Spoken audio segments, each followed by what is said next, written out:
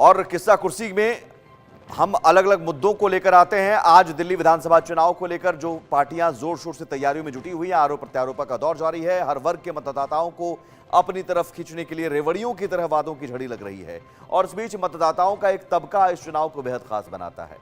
वो तबका है मुस्लिम वोटर्स का। कभी इस वर्ग के वोटर्स पर कांग्रेस का कब्जा था, वक्त बीतने के साथ आम आदमी पार्टी ने इसमें सेंध लगाई और मुस्लिम वोटर्स के एक बड़े प्रतिशत को अपनी ओर खींच लिया। वहीं भारतीय जनता पार्टी भी मुस्लिम मतदाताओं को अपनी तरफ लाने की पुरजोर कोशिशों में जुटी है। सवाल यह है कि क्या इस बार आम आदमी पार्टी अपने मुस्लिम वोट बैंक को बचाएगी या फिर कांग्रेस इस बार के चुनाव में इस वोट बैंक को दोबारा हासिल करेगी। मुस्लिम वोटर्स को अपनी तरफ खींचने में बीजेपी का प्लान कारगर साबित होगा। हम इन सवालों के जवाब जानने की कोशिश करेंगे और साथ ही चर्चा में हमारे साथ कुछ खास मेहमान भी जुड़ेंगे और साथ ही समझेंगे कि दिल्ली के मुस्लिम मतदाताओं के मन में क्या है। लेकिन इस बीच बड़ी खबर आपको बता दें, एआईयूडीएफ अध्यक्ष बदरुद्दीन अजमल का बड़ा बयान सामने आया है और उन्होंने कहा कि देश के हालात बहुत खराब हो गए हैं।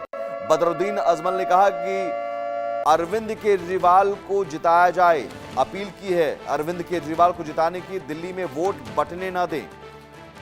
बदरुद्दीन अजमल अपने बयानों के कारण पहले भी सुर्खियों में रहे, लेकिन एआईयूडीएफ की अब एंट्री हो गई है दिल्ली में और मुस्लिम मतदाताओं के वोट बंटने का कहीं ना कहीं खतरा आप इस खबर में महसूस कर सकते हैं, इस बयान में महसूस कर सकते हैं। बदरुद्दीन अजमल को यह कहना पड़ रहा है कि मुस्लिम मतदाताओं के वोट बंटने ना दें। मुस्लिम मतदाताओं से अपील की वो अरविंद केजरीवाल को जिताएं। मैं मौलाना बदरुद्दीन अजमल, एक्स एमपी, एआईयूडीएफ का प्रेसिडेंट, तमाम दिल्ली के सेकुलर वोटरों से गुजारिश करता हूं कि मेहरबानी करके हालात बहुत मुल्क के हालात खराब होते जा रहे हैं, हो चुके हैं, इसलिए सेकुलर वोटों को बांटने न दें, बंटने भी न दें और अपने सारे वोट जितना हो सके मुमकिन जमा के आम आदमी के पार्टी को दीजिए और केजरीवाल साहब को फिर से हुकूमत बनाने की मौका दीजिए। इंशाअल्लाह उनके पिछले दिनों के जो काम है वो लोगों ने बहुत सराहा है। 2 मरतबा जिता चुके हैं, इस मरतबा भी उनको जिताइए और वो चीफ मिनिस्टर बन के आपकी खिदमत कर सकें, ये मेरी गुजारिश है। तो मुस्लिम मतदाताओं को एकजुट होने की अपील। सवाल है कि मुस्लिम मतदाता कितने हैं, क्या फैक्टर है और कितना असर रखते हैं, ये समझिए। जल्दी से आंकड़े आपको दिखाते हैं। दिल्ली में कुल वोटर हैं 1,55,00,000 और यहां किस सीट में कितने मुस्लिम वोटर? सीलमपुर में 50% मुस्लिम वोटर हैं। दिल्ली में मुस्लिम प्रभाव वाली कुल 12 सीटें हैं और ये 12 सीटें 70 में से 12 सीटें तय करती हैं जीत हार, जिसमें सीलमपुर है, मटिया महल है, ओखला है, बल्ली मारान है, मुस्तफाबाद है, बाबरपुर है, सीमापुरी है, गांधीनगर है। ये 12 सीटें। चांदनी चौक में भी मुसलमानों का बड़ा असर है, सदर बाजार, विकासपुरी, करावल नगर। साल 2020 में 12 में से 9 सीटों पर आम आदमी पार्टी का कब्जा हुआ था। तो आप समझ सकते हैं कि आम आदमी पार्टी की तरफ मुस्लिम वोट का झुकाव रहा है। और इन 12 सीटों में इस बार क्या होगा? 12 में से 9 पर मुस्लिम मतदाताओं ने आम आदमी पार्टी को जिताया था। कहां कितने फीसदी हैं? सीलमपुर में 50%, मटिया महल में 48% मुस्लिम वोटर हैं और ये समझिए 50-50 का आंकड़ा हर जगह है। ओखला में 43% मुस्लिम वोटर हैं और 43% मुस्लिम वोटर तय करते हैं ओखला में। मुसलमान बताते हैं कि कौन जीतेगा। बल्ली मरान में 38%, मुस्तफाबाद में 40% मुस्लिम वोटर यहाँ भी बहुत बड़ी संख्या में मुसलमान तय करते हैं। बाबरपुर में 35% मुस्लिम वोटर हैं। तो सबसे ज़्यादा जो सीलमपुर में आपने देखा। दिल्ली में कुल वोटर 1,55,00,000 हैं और इसमें पुरुष वोटर है 83.89 लाख, 83,89,000 और यहाँ महिला वोटर की संख्या 71,74,000 वोटर हैं। अब इसलिए मुस्लिम वोटर्स कितने हैं ये आप देखिए। कुल मुस्लिम वोटर हैं 21 लाख। अब ये 21 लाख मुस्लिम वोटर तय करेंगे दिल्ली में कौन जीतेगा। कुल वोटर्स में से 14% मुस्लिम मतदाता हैं। अगर मुस्लिम मतदाता, ये 14% मुस्लिम मतदाता क्लीन स्वीप करते हैं किसी एक तरफ, जो बदरुद्दीन का आपने बयान सुना कि एकजुट होकर वोट करें अरविंद केजरीवाल के पक्ष में, तो यकीनन जीत हार का फैक्टर ये बन सकते हैं। लेकिन अगर यही 14% मुस्लिम वोटर बढ़ जाते हैं, ये 21 लाख वोटर बढ़ जाते हैं, तो आसान बीजेपी के लिए हो सकता है, फायदा बीजेपी को हो सकता है, नुकसान आम आदमी पार्टी और कांग्रेस को हो सकता है। और यही वजह है कि मुस्लिम वोटरों को एकजुट करने की कोशिश की जा रही है। अरविंद केजरीवाल के पक्ष में जिताने की कोशिश, अपील जो है वो बदरुद्दीन अजमल कर रहे हैं कि आप वोट बंटने न दें।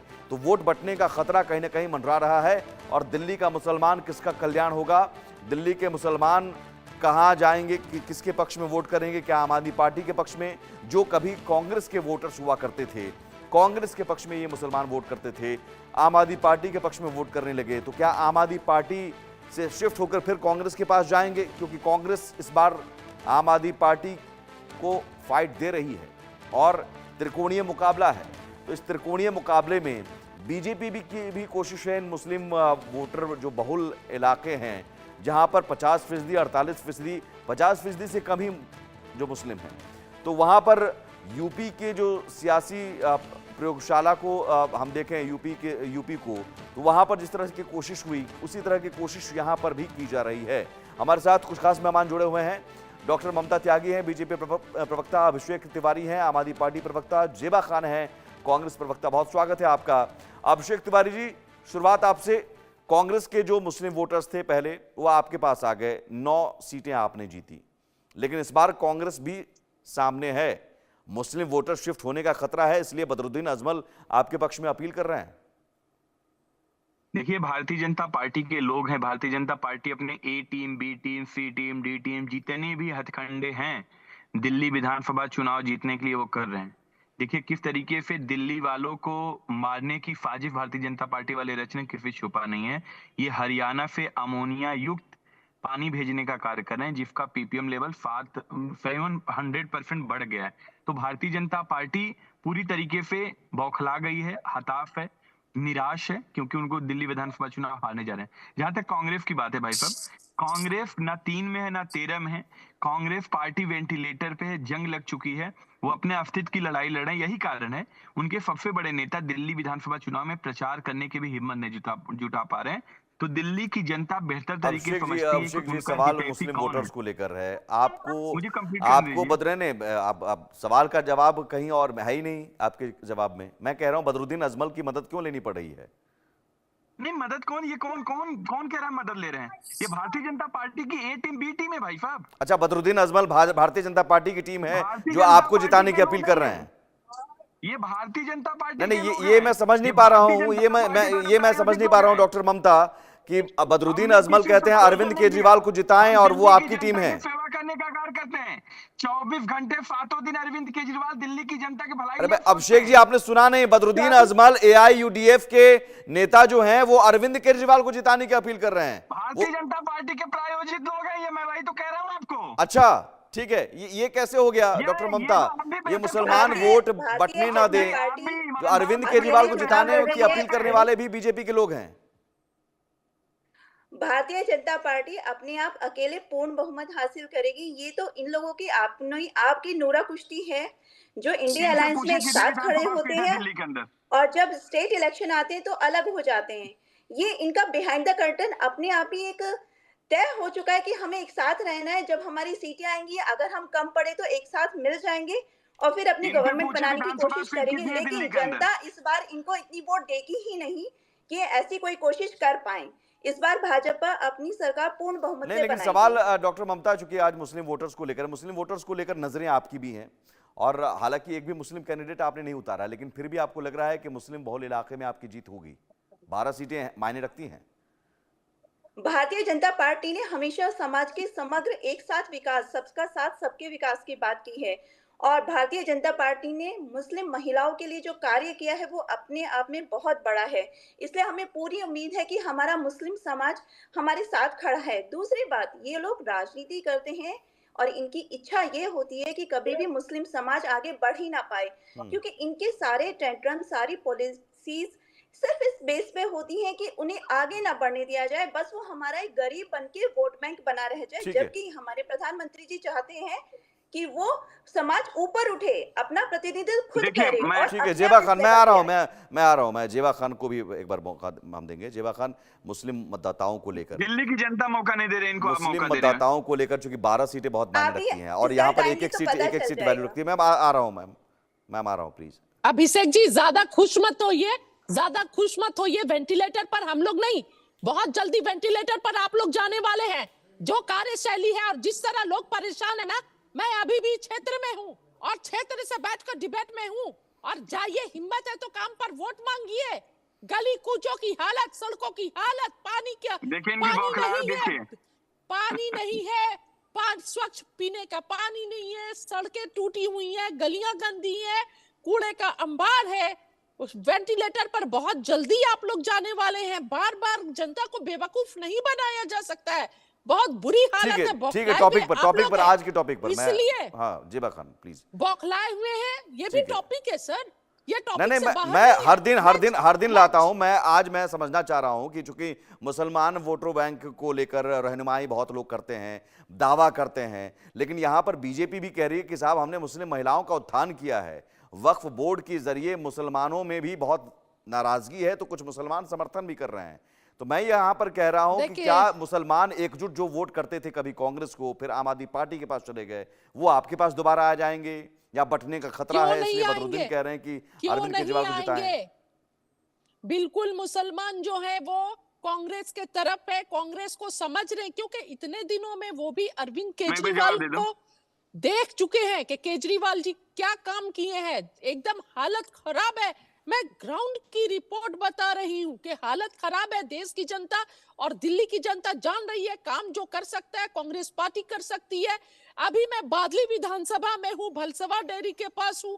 लोग बोल रहे हैं कि जो देवेंद्र यादव जी जब विधायक थे जो काम किया है वो काम अब तक फिर कुछ काम नहीं हुआ है। जो सड़कें उन्होंने बना दी, जो गलियां बना दी, समय कम है इसलिए छोटा छोटा क्षेत्र का यही हाल है। अभिषेक जी, हर क्षेत्र का यही मतलब हाल यहाँ है। फर्क नहीं और पड़ेगा जनता कि किस वर्ग कांग्रेस से को हैं वोट दे रही आप। है। जेबा खान, आप ये कह रही हैं कि किस धर्म से हैं, किस मजहब से हैं, कि ये फर्क नहीं पड़ेगा। बेसिकली बिजली, पानी और गंदगी, सफाई, ये सारे मुद्दे हैं जो मुसलमानों के लिए भी जरूरी हैं और हिंदुओं के लिए भी जरूरी हैं। बिल्कुल सभी को जरूरी है। क्यों मैंने तो ये नहीं बोला आपको चुप कराने के लिए। इस तरह आप नहीं बोल सकते, इनको चुप कराइए। ठीक है, आपको मैंने नहीं बोला था चुप कराने के लिए। अभिषेक तिवारी जी ने, मुझे लगता है कि आप तीनों बहुत समझदार हैं, एक दूसरे को बोलने का मौका देंगे। जी, इनकी बौखलाहट आप देख रहे हैं बेहतर तरीके से। देखिए, दिल्ली की जनता चाहे हिंदू हो, चाहे मुसलमान हो, चाहे सिख हो, चाहे ईसाई हो, एक एक जनता अरविंद केजरीवाल जी को अपना बेटा, अपना भाई, अपना दोस्त मानती है। क्यों मानती है? अरविंद केजरीवाल जी ने काम किया। हर एक व्यक्ति का पर मंथ 25,000 रुपए बचाने का कार्य अरविंद केजरीवाल जी काम तो किया है। हर व्यक्ति, चाहे वो बिजली हो, अगर बिजली हम दे रहे हैं तो सभी के लिए दे रहे हैं, पानी दे रहे हैं सभी के लिए दे रहे हैं, शिक्षा 25,000 रुपए बचाने के अलावा 40,000 रुपए देना सभी लिए दे रहे हैं, चुनाव करा रहे हैं तो सभी लिए कर रहे हैं। चाहे भाजपा के प्रवक्ता है, मेरी बहन बेटी है, चाहे कांग्रेस के प्रवक्ता है, इनके लिए भी बस अरविंद केजरीवाल जी कर रखे हैं। तो अरविंद केजरीवाल कोई मजहब, कोई धर्म दे करके राजनीति नहीं करते, वो जनता के कल्याण के लिए राजनीति। ठीक है, क्विक रिएक्शन। ममता जी ये कह रहे हैं कि भाई तमाम धर्म, लेकिन आप यहाँ पर मैं अभिषेक जी आपके पास आऊं, मौलवियों को तो आप सैलरी दे रहे थे, अब जाकर चुनाव के वक्त आपको पुजारियों ग्रंथियों की याद आती है। देखिए, अरविंद केजरीवाल जी 18,000 रुपए प्रति माह पुजारियों ग्रंथियों को देने की बात करें। भारतीय जनता पार्टी वाले 10 साल तक आप मौलवियों को दे रहे थे, हरियाणा में दे रहे हैं, 10 साल तक मौलवियों को दे रहे थे ना। पुजारियों ग्रंथियों की बात करें, इस बार पुजारियों ग्रंथियों की याद कैसे आ गई? इस बार पुजारियों ग्रंथियों की याद कैसे आ गई? मैं कह रहा हूँ अरविंद केजरीवाल जी धीरे धीरे तो सब कुछ करेंगे भाई साहब। अच्छा, अचानक मौलवियों को सैलरी समय पर मिल रहे हैं? 10 साल हो गए।